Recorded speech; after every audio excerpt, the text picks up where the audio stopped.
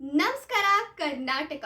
ಮೈಸೂರಿನವ್ರಿಗೆ ಚಾಮುಂಡಿ ಬೆಟ್ಟ ಬೇಕಾ ಅಥವಾ ಚಾಮುಂಡಿ ಕಾಂಪ್ಲೆಕ್ಸ್ ಬೇಕಾ?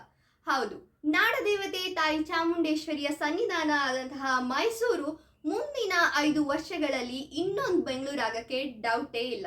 ಅಷ್ಟಕ್ಕೂ ಅಭಿವೃದ್ಧಿ ಹೆಸರಿನಲ್ಲಿ ನಡೀತಾ ಇರೋದೇನು? ಪ್ರಸಾದ್ ಯೋಜನೆ. ಕೇಳಕ್ಕೆ ದೈವ ಪ್ರಸಾದ ಆಗಿದೆ ಅಲ್ವಾ? ಆದ್ರೆ ಅಲ್ಲಿ ನಡೀತಾ ಇರೋದೇ ಬೇರೆ. ಕೇಂದ್ರ ಸರ್ಕಾರ 50 ಕೋಟಿ ರೂಪಾಯಿಗಳನ್ನ ಕೊಡ್ತು ಅಂತ ಶಾಪಿಂಗ್ ಮಾಲ್, ಕಾಂಕ್ರೀಟ್ ರಸ್ತೆ ಹಾಗೆ ದೊಡ್ಡ ದೊಡ್ಡ ಬಿಲ್ಡಿಂಗ್ ಗಳನ್ನ ಕಟ್ಟಿಸ್ತಾ ಇದ್ದಾರೆ.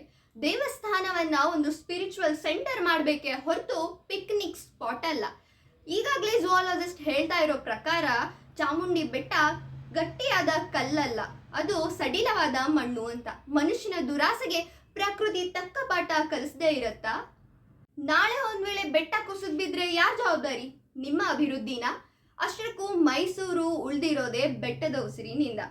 ರಾಜ ಮನೆತನದವರೇ ಬಂದು ಪ್ರತಿಭಟನೆ ಮಾಡ್ತಿದ್ದಾರೆ ಅಂತಂದ್ರೆ ಕಾಲ ಎಷ್ಟು ಕಷ್ಟದಾಗಿದೆ ಅಂತ ಒಮ್ಮೆ ಯೋಚನೆ ಮಾಡಿ. ಇದೇ ತರದ ಇನ್ನಷ್ಟು ಇಂಟ್ರೆಸ್ಟಿಂಗ್ ಮಾಹಿತಿಗಾಗಿ ಫಾಲೋ ಮಾಡಿ ಸಾರ್ವಭೌಮ ಟಿವಿ.